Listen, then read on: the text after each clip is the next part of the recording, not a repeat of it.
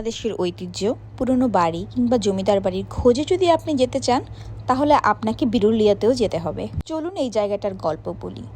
প্রথমেই এটা হচ্ছে একটা শ্মশান, যেখানে কেবল পরিত্যক্ত একটা বট গাছ পড়ে আছে।